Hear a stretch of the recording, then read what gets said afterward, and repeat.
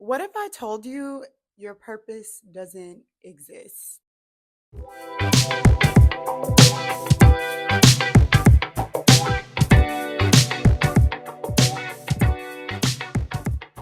Hello, and welcome to the Honey Follow Your Bliss podcast, where self discovery and spirituality meet. I am your host, SpirituallyKi, and if you're tuned in, then you're in tune and exactly where you need to be. Yeah, I'm just gonna keep it straight up. Your purpose doesn't exist. Your purpose doesn't exist. Your purpose doesn't exist. Your purpose sing it with me. Your purpose doesn't exist. Yes, your purpose doesn't exist until you create it, that is. In other words, the possibilities for what you might call purpose are endless. Yeah, to break out the fan for y'all so we can just clear it right up. You can literally do what you love and call it your purpose right now without limitation or consequence. The limit does not exist. In understanding energy universally, the law of relativity states that nothing is inherently good or bad by itself. It all depends on the meaning or perspective we give it. So, what meaning do you want to assign to purpose in your life? Does it absolutely have to be this grand thing? Or do you feel called to embrace and express within the simpler things of life? Well, why not just start with making more time for the things you feel drawn to, the things you know will allow your soul to expand with no expectation for the outcome?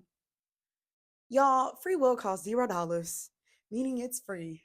And I can guarantee you that your future self will thank you for at least taking baby steps towards fulfillment rather than abandoning your dreams altogether. No, because this has been so deep on my heart, y'all. Don't make me bring this fan back out. I'll only bring it out if y'all ask me to, okay?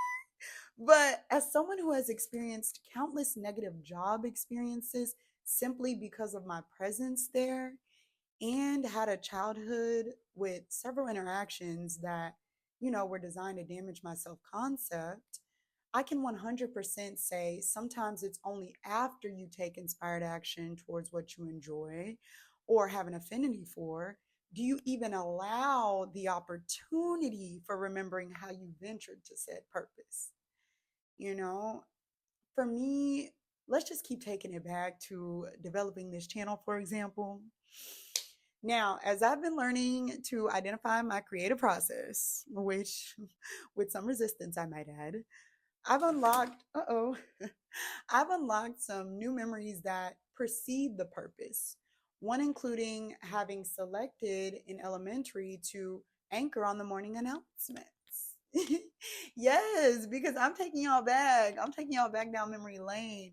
Walk with me. Walk with me. Okay. Now, do y'all remember the morning announcements?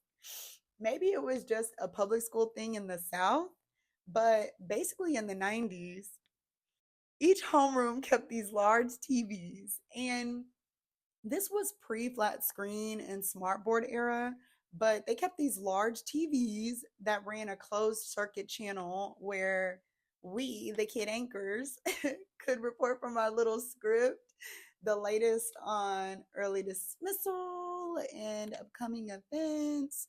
Y'all, TBH, and to be honest, I don't remember what we could have been reporting on in grades 4 and 5, but I do remember loving it.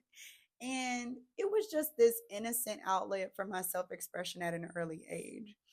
I was already very talkative in class, okay, and could literally never get a gold star sticker in my conduct folder simply because of that. But basically, they knew they had the right girl for the right job, okay? So, that was the experience. But I changed schools like every other year or two. So, unfortunately, that activity didn't last very long. But then in middle school, I also found myself interested in dance and cheer, but those two were shut down for reasons beyond my control. And, I even remember being dismissively told by a parent, like, Why would you even want to cheer for somebody? You should want somebody cheering for you. And, you guys will learn about my childhood, the polarity of it. It wasn't all bad, but there were some things that weren't their greatest moments. And so I'm here to talk about that as well. But despite some of those performative outlets no longer being available, I did end up taking choir sometime in middle school and throughout high school. But by this time, there was a deeper level of insecurity around vulnerably using my voice and expression. So I struggled with solos and performing publicly on my own. Yet, flash forward to my adult life, and I'm back running my mouth to encourage the girlies who've also felt silenced all over the world. So we're stepping out, okay? Leaning into this channel, in other words, is essentially, my full circle moment of Kiki the entertainer, Kiki the performer. But you, like I, can recreate many moments like this that may or may not confirm themselves in the present with glimpses from the past. But the point is, purpose isn't something you need to find, it's something you get to define, something you can start to define with a clear list of your vision and goals. That's step one. Step two is spending some time inside your mind, not with overthinking, but with visualizing, dreaming, and shifting that energy into a becoming, a becoming of the you that's seeking you, standing in your power and feeling into what's your desired purpose. Then act on what's revealed to you. Now, if you want to work with energy, these are literally the basics of manifestation or the law of attraction to kind of see success in following purpose, honey, following our bliss. But no matter what you believe or where you are spiritually, you make the purpose. The purpose doesn't make you. Now, once you have the desire, the dream, we'll want to anticipate detractors. That's just life, right? The most critical ones I've experienced are navigating doubt and this illusion of time. Unlike the higher planes of ethereal consciousness or heaven, energy is denser on earth for the purpose of learning our lessons through a seemingly delayed experience here. So we can be discouraged from our perception of how long it's taking what we've asked God for, or what's working its way to us in the quantum spirit realm. The truth is, we're still always in communication with God in the universe, though. We're always co creating, manifesting, or materializing things and events into our life based on the dominant energy signature we hold, which it begins at the level of thought and is a sum of all thoughts, beliefs, intentions, and actions. And if either of these things are out of alignment, it does contribute to the disruption or rate at which you achieve that which has come down from the spiritual to the physical. Time is considered an illusion because once we focus more on that rather than simply creating purpose from our pure heart, we use those same powers of creation to repel that which we're calling in. And so, you know, I understand we're all at different points and understandings within our journey. But if this is resonating with you or it's new information, but you feel called to connect about these things at a deeper level, please be sure to hit that like and subscribe button. Because one thing about me is that if nobody is going to say it, I definitely will be about mine. And I have really big plans to build this channel up with only the best spiritual material to make this community, my soul family's dream, a reality. Okay. But yeah, so again, to the illusory construct of time and the doubt we often have, I've learned this realm operates within energy or frequency matching. So when you're on the frequency of worry and doubt due to time, you're no longer a higher energetic or frequency match for that which is being brought to you. It's like the same concept of blocking your blessings.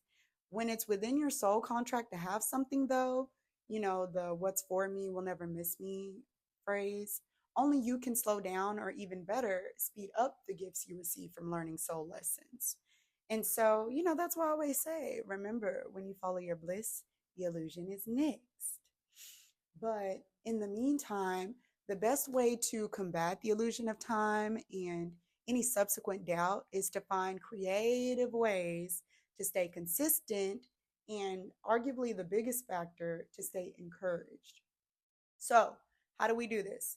Well, in my experience, it's with a certain level of self mastery and a solid foundation of faith. See, when I first started my journey, I wasn't yet aware of universal truths. As I explained in previous episodes, I was introduced to religion at a young age, and though I believe in Jesus, had difficulty in my adult life reading and applying the Bible from a place of resonance. And then 3 years ago, I was forced to go on my healing and spiritual journey after a time of emotional suffering and trauma, which led me to meditation. And so I went through certain stages of spiritual growth, including a dark night of the soul and having a Kundalini awakening. So meditation really accelerated my understanding of consciousness and the spirit realm.